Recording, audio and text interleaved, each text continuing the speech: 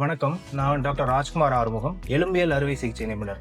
இன்னைக்கு நம்ம osteo arthritis of நீ, முட்டி எலும்பு தேய்மானம் அதை பத்தி தான் பார்க்க போறோம். ஆஸ்டியோ ஆர்த்ரைட்டிஸ் ஆஃப் நீ அப்படின்னா என்னன்னா, நம்ம முட்டி எலும்பு ரெண்டு எலும்புக்கு நடுவுல கார்டிலேஜ் அப்படின்னு சொல்லக்கூடிய ஒரு குஷன் மாதிரி ஒரு சப்ஸ்டன்ஸ் இருக்கும். அந்த சப்ஸ்டன்ஸுக்கு ரத்த ஓட்டமோ உணர்ச்சி அந்த மாதிரி எதுவும் இருக்காது. ஆனால் நம்ம எலும்புகளுக்கு இருக்கும். அந்த சப்ஸ்டன்ஸ் நல்லா இருக்க வரைக்கும் நமக்கு முட்டி வலி அந்த மாதிரி எதுவும் வராது. அந்த சப்ஸ்டன்ஸ் டீஜெனரேட் ஆனாலோ அதுக்கு கீழே இருக்க எலும்பு வெளியே தெரிஞ்சு அந்த ரெண்டு எலும்பு உரசுறப்போ நமக்கு வலி அதிகமா வருது. இது யாருக்கு வருது? 50 வயசுக்கு மேற்பட்ட மக்களுக்கு வரும். பாடி வெயிட் அதிகமா இருக்கவங்களுக்கு வரும். என்னென்ன சிம்டம்ஸ் இருக்கும் அப்படின்னா, நம்ம நடக்கும் போது வலி அதிகமா இருக்கும். ஒரு சிலருக்கு கால் வீக்கம் வரலாம். முட்டி மடக்கிறதுல கொஞ்சம் சிரமம் இருக்கலாம். எப்படி இதை நம்ம ட்ரீட் பண்ணணும்? மாத்திரைகளே இல்லாம ட்ரீட்மெண்ட் கொடுக்கலாம், மாத்திரையை போட்டு ட்ரீட்மெண்ட் கொடுக்கலாம். இது ரெண்டு பண்ணியும் நம்மளால சரி பண்ண முடியாத பட்சத்துல சர்ஜரி பண்ணி தான் அதை சரி பண்ண முடியும். இந்த 4 ஸ்டேஜஸ் இருக்கு.